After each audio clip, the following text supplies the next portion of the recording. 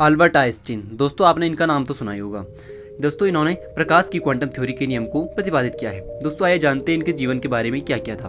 दोस्तों आइंस्टीन ने सापेक्षता के विशेष और सामान्य सिद्धांत सहित कई योगदान दिए, जैसे कि उनके अन्य योगदानों में सापेक्ष ब्रह्मांड, केशिकीय गति, क्रांतिक उपछाया, सांख्यिक मैकेनिक्स की समस्याएं, अणुओं का ब्राउनिंग गति और अणुओं की उत्सर्जन संभाव्यता। दोस्तों एक अणु वाले गैस का क्वांटम सिद्धांत, कम विकिरण घनत्व वाले प्रकाश के ऊष्मीय गुण, विकिरण के सिद्धांत, एकीकृत क्षेत्र सिद्धांत और भौतिकी का ज्यामितीय शामिल हैं। दोस्तों इतने पर इन्होंने विशेषज्ञता प्राप्त की है। दोस्तों आइए जानते हैं कि इनका आरंभिक जीवन किस प्रकार से गुजरा। दोस्तों अल्बर्ट आइंस्टीन का जन्म 14 मार्च 1879 ईस्वी में जर्मनी के बुटेनबर्ग में यहूदी परिवार में हुआ था। उनके पिता हरमन आइंस्टीन एक इंजीनियर और सेल्समैन थे, जबकि उनकी माता पोलिंग आइंस्टीन थी। सन 1880 में उनका परिवार म्यूनिख शहर चला गया था, जहां उनके पिता और चाचा ने इलेक्ट्रॉनिक फैब्रिक आइंस्टीन को नामक एक कंपनी खोली। कंपनी बिजली के उपकरण बनाती थी और इनके म्यूनिख के ऑपरेटर फर्स्ट मेले में पहली बार रोशनी का इंतजाम भी किया था। दोस्तों अल्बर्ट आइंस्टीन परिवार यहूदी धार्मिक परंपराओं को नहीं मानता था और इसलिए आइंस्टीन कैथोलिक विद्यालय में पढ़ने के लिए चले गए थे। दोस्तों लेकिन बाद में 8 साल की उम्र में ही वे वहां से स्थानांतरित होकर लुटेनपोर्ट जर्मेजियम, जैसे कि अल्बर्ट आइंस्टीन जर्मेजियम के नाम से जाना जाता है, वो वहां चले गए, जहां उन्होंने माध्यमिक और उच्चतम शिक्षा प्राप्त की। दोस्तों वे वहां अगले 7 सालों तक रहे, जब तक उन्होंने जर्मनी नहीं छोड़ी थी। सन 1895 ईस्वी में आइंस्टीन ने 16 साल की उम्र में ही स्विस फेडरल पॉलिटेक्निक्स जूरिच की एंट्रेंस परीक्षा दी, जो बाद में एडिनोरिस एंड टेक्निस एंड हॉस्टन ईटीएस के नाम से जानी जाती थी। भौतिकी और गणित के विषय को छोड़कर बाकी दूसरे विषयों में पर्याप्त मार्क्स पाने में असफल हुए और अंत में पॉलिटेक्निक के प्रधानाध्यापक की सलाह पर वे ऑर्गेवियम कैंटोनल स्कूल आदि स्विट्जरलैंड चले गए। दोस्तों सन 1895 और 96 के मध्य में उन्होंने अपनी उच्च माध्यमिक शिक्षा को उन्होंने वहीं से पूरी की। दोस्तों आइए जानते हैं इनके आविष्कारों के बारे में। प्रकाश की क्वांटम थ्योरी। जैसे आइंस्टीन की प्रकाश की क्वांटम थ्योरी में उन्होंने प्रकाश ऊर्जा की छोटी सी थैली की रचना की, जिसे फोटोन कहा जाता है, जिसमें तरंग जैसी विशेषता होती है। उनकी इस थ्योरी में उन्होंने कुछ धातुओं से इलेक्ट्रॉन के उत्सर्जन को समझाया है। उन्होंने फोटो इलेक्ट्रॉनिक इफेक्ट की रचना की है। इस थ्योरी के बाद उन्होंने टेलीविजन का आविष्कार भी किया, जो कि दृश्य को शिल्प विज्ञान के माध्यम से दर्शाया जाता है। आधुनिक समय में बहुत से ऐसे उपकरण का आविष्कार हो चुका है जिसमें E=mc²। आइंस्टीन के द्रव्यमान और ऊर्जा के बीच एक समीकरण को प्रमाणित किया जाता है, उसको आज नेकुलर ऊर्जा भी कहा जाता है। ब्रोनियम मूवमेंट, और यह अल्बर्ट आइंस्टीन की सबसे बड़ी और सबसे अच्छी खोज को कहा जाता है। किसे कहा जाता है? ब्रोनियम मूवमेंट को, जहां उन्होंने परमाणु के निलंबन में जिगजैग मूवमेंट व उनका अवलोकन किया है, जो कि अणु और परमाणुओं के अस्तित्व में प्रमाण में सहायक होते हैं। हम सभी जानते हैं कि आज के समय में विज्ञान का अधिकतर सभी ब्रांच में मुख्यतः है।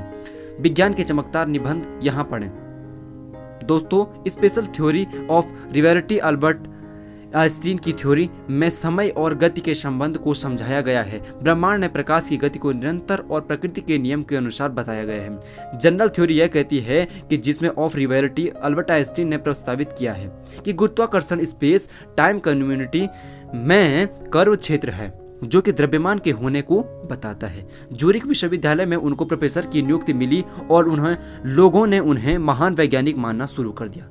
जब सन 1905 में 26 वर्ष की आयु में उन्होंने सापेक्षता का सिद्धांत को प्रतिपादित किया था, जिसमें उन्हें विश्वविद्यालय कर दिया गया था। इस सब विषय पर उन्होंने केवल 4 लेख लिखे थे, जिन्होंने भौतिकी का चेहरा बदल दिया था।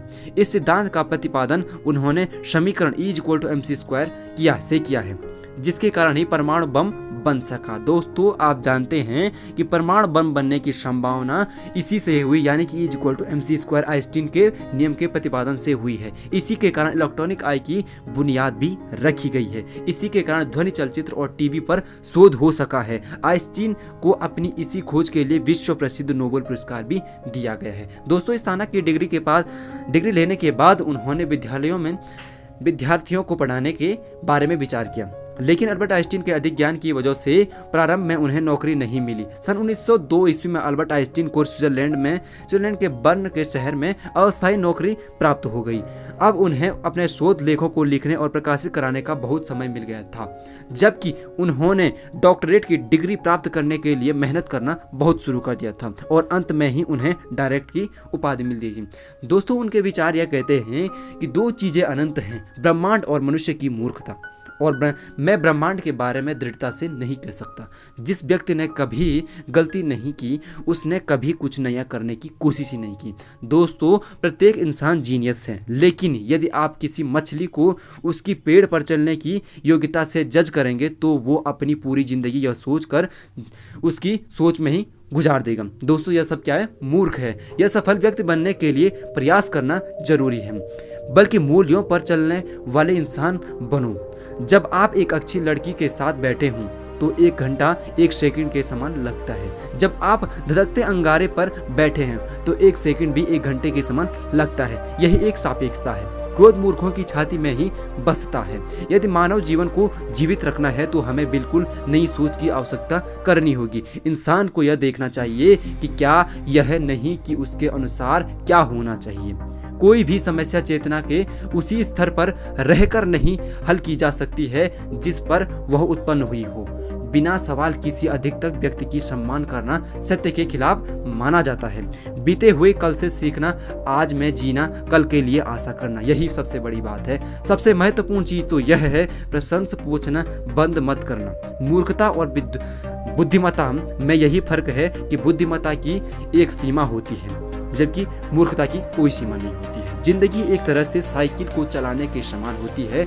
जिस प्रकार आगे बढ़ने के लिए हमें साइकिल पर तुरंत ही संतुलन बनाने की जरूरत होती है, उसी तरह संतुलन जीवन हम जिंदगी में आगे बढ़ सकते हैं। संतुलन बना करके ही अपने जीवन को आगे बढ़ा सकते हैं, अन्यथा हमारे संतुलन बिगड़ जाने पर हम वहीं ठहर सकते हैं।